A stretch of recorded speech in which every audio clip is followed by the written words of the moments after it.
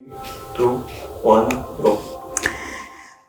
अच्छा हुआ मुझे कोरोना हो गया, नहीं तो ये पुणे से लखनऊ का सफ़र मुश्किल हो जाता। पोस्ट कोरोना जैसे आपको एक अलग से कॉन्फिडेंस आ जाता है कि अब आप पॉजिटिव नहीं होंगे। वैसे 30-35 साल का हूँ तो कॉन्फिडेंस की कमी मेरे जीवन में नहीं है, बस एक हिस्सा है। यदि उसको जीवन से निकाल दिया जाए तो बाकी सब ठीक है। और वो हिस्सा जैसे मेरे जीवन से चिपक गया है। मुझे ईर्ष्या होती है उन परिवारों से, उन बच्चों से जिन्हें एक सामान्य परिवार मिला, जहाँ उनके संबंध अपने माता पिता से जैसे होने चाहिए वैसे हैं। उनके जीवन में कुछ कटु स्मृतियाँ होने के बाद भी वो अपने माता पिता को माफ़ करके आगे बढ़ गए और खाली हो गए।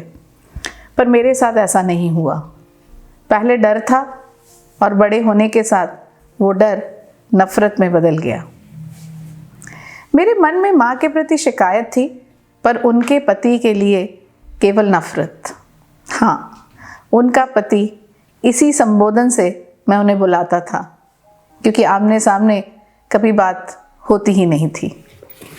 नफ़रत न केवल उनसे, पर उस शहर से जहाँ वह रहते थे, उस माहौल से, उन सब से जो उनसे जुड़ी हुई थी। उनके कारण मैं एक रिलक्टेंट इंजीनियर बन गया, जो इंजीनियर कम और लेखक ज़्यादा। शुरुआत के जो दिन भी याद हैं, अनुशासन के नाम पर दी हुई सज़ा ही याद है। एक सज़ा की याद से तो मेरी हर सुबह की शुरुआत होती है। सुबह उठते बराबर ब्रश करता हूँ तो सामने वाला टूटा हुआ दांत दिखता है, जो मुझे मेरे चेहरे को एक अलग सी कुरूपता देता है। उस शाम घर आने में देर हो गई थी। इस गलती पर ना केवल उन्होंने मुझे पीटा, पर पकड़कर बाथरूम में बंद कर दिया। बाथरूम में घुप अंधेरा था। बाहर लगे हुए बटन से उन्होंने लाइट जो बंद कर दी थी। अंधेरे के कारण पैर फिसला कि आंखों में भरे हुए आंसुओं के कारण, पर जोर से मैं नल से टकराया। मुंह पर हाथ लगाया तो खून बह रहा था। माँ ने हमेशा की तरह उनका स्टडी रूम में ग्लास लेकर जाने का इंतज़ार किया। फिर उसके बाद मुझे बाहर निकाला, मुंह धुलवाया और खाना खिलाया। आज भी याद है कैसे हर एक निवाले के साथ मैं अपना दर्द और अपमान निगलता चला जा रहा था। ईमानदारी से स्वीकार करूं तो बहुत बार पलटकर मारने का मन करता था। जीवन में हमारे कुछ दुख ऐसे होते हैं जिनको रोज़ याद करके दुखी होना जैसे जीवन का एक नियम सा हो जाता है। और मेरा ये टूटा हुआ दांत भी उसी श्रेणी में आता है। मैं कभी दिन में भूल भी जाऊं तो बहुत बार लोग मुझे याद दिला देते हैं मेरा वर्णन करके, अरे वो सर है ना जिनका आगे का दांत टूटा हुआ है। मेरे माँ के पति ऐसा क्यों करते थे, तब भी सोचता और आज भी सोचता हूँ। साइको एनालिस्ट सिगमंड फ्राइड की ओडिपस कॉम्प्लेक्स की थ्योरी उल्टा करके भी सोच ली। हाँ, होना तो मुझे चाहिए था वो कॉम्प्लेक्स, पर लगता था मुझे वो अपना राइवल या प्रतिस्पर्धी समझते थे मुझे। माँ और उनमें 10-12 साल का अंतर था, और हम माँ बेटे दोनों एक पार्टी में थे, ये वो जानते थे। उनके रोज़ ऑफिस जाने पर हमारी ज़िंदगी शुरू होती थी। हंसते थे, खाते थे और सही माने में सांस भी लेते थे। वैसे याद आता है तो वो काफ़ी बुद्धिमान थे। किताबें पढ़ने से यदि आदमी होशियार हो जाता तो वो सारे घर, जहाँ के स्टडी रूम दीवारों तक ऊंची अलमारियों में किताबों से भरा हो, वो सब घर बहुत खुश होते। पहली फुर्सत में मौका मिलते ही मैं घर से पढ़ाई के बहाने निकल गया, पर उनको नहीं निकाल पाया। एक ऐसी ही शाम जब उनका गुस्सा आपे से बाहर हो गया, जो कि अक्सर होता था, मुझे सबक सिखाने के लिए उन्होंने मेरे सारे कपड़े निकालकर घर के बाहर नंगा खड़ा कर दिया। आसपास के घरों से, बालकनी से मेरे दोस्त मुझे देख रहे थे। उस सज़ा ने मुझे ज़िंदगी भर के लिए सहमा दिया।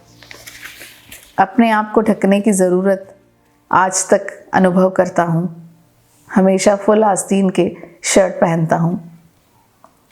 सोचता हूँ अच्छा हुआ इकलौता था, मेरे अजन्मे भाई बहन इस अपमान से बच गए। इन सब सालों में देखा जाए तो सतही तौर पर जीवन काफ़ी बदल गया है। मैं इस शहर पुणे में उनसे दूर रहता हूँ। माँ की कैंसर से मृत्यु होने के बाद मेरा उनसे वास्ता कम ही कम होता गया। इन बीते सालों में संबंध सामान्य बनाने की बहुत कोशिश की, पर हो नहीं पाए।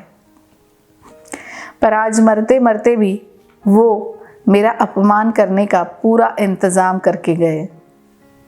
शहर के अखबारों में उनका फ़ोटो और मेरा नाम छापा गया है। कलयुग का बेटा पिछले 2 दिन से वो अपने घर में मृत पड़े हुए थे और तीसरे दिन उन्हें ताला तोड़कर बाहर निकाला गया। मौत सारे गिले शिकवे दूर कर देती है, ऐसा मैंने सुना था, पर ऐसा कुछ मेरे साथ नहीं हुआ। उनकी मृत्यु का मुझे रत्ती भर भी दुख नहीं हुआ और इस बात का मुझे गुस्सा आ रहा था कि ऐसा क्यों।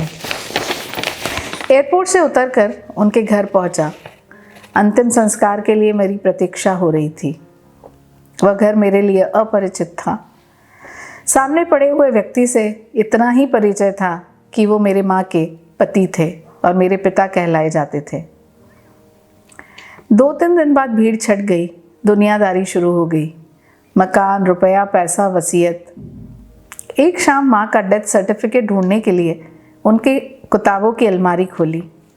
हिम्मत नहीं हो रही थी हाथ लगाने की। तभी आगे की तरफ माँ की फ़ोटो की तरफ ध्यान गया, मानो कह रही हो डर मत, कुछ नहीं करेंगे।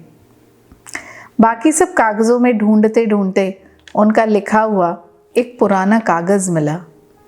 हिम्मत करके खुला। इस लड़के से मुझे नफ़रत है।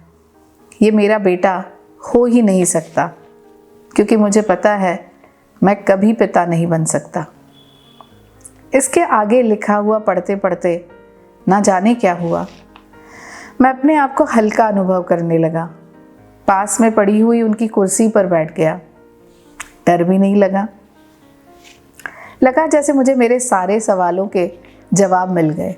ये मेरे पिता नहीं थे, मतलब मैं इनके जैसा ही बनूंगा ये कतई ज़रूरी नहीं है। मैं इनसे नफ़रत करता हूँ, ये बोझ मेरे मन पर रखने की कोई ज़रूरत नहीं, क्योंकि वो भी मुझसे नफ़रत करते थे। बस नफ़रत हिसाब बराबर। बचे हुए 10 दिन मैंने इत्मीनान से उनके घर में बिताए। ना केवल विधि विधान से अंतिम संस्कार किए, पर जो कुछ रुपया, पैसा, वसीयत मेरे नाम कानूनन मिलने वाला था, सहर्ष स्वीकार कर लिया। आज फ्लाइट में बैठकर वापस जा रहा हूँ। 2 निर्णय ले चुका हूँ। पहला, पिछले 5 साल से प्रतीक्षा में बैठी हुई उस लड़की से शादी, जिसकी जिद है मुझे पिता बनते हुए देखने की। और दूसरा निर्णय, डेंटिस्ट से अपॉइंटमेंट लेकर सामने का टूटा हुआ दांत ठीक करवा लूँ। Tooth implant. तो आज की कहानी थी टूटा हुआ दांत। बताइएगा कहानी कैसी लगी। कुछ स्मृतियाँ आपके जीवन से आपको याद आई क्या? इंतज़ार रहेगा। Thank you so much.